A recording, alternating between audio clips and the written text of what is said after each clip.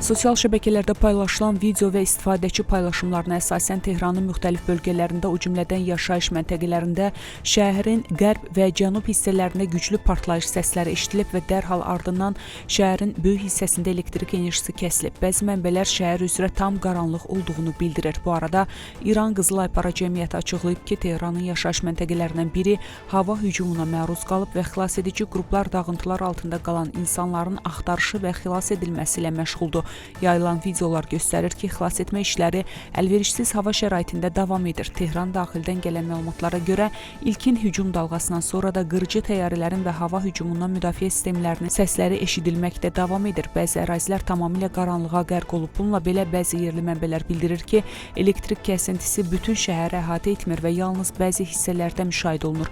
Məlumatlardakı bu fərq böhran şəraitində internet və rabitə məhdudiyyətləri ilə izah olunur.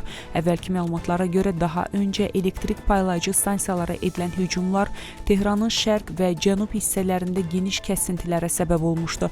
Son hücumlarda da mühüm infrastruktur obyektlərinin hədəf alındığı ehtimal edilir.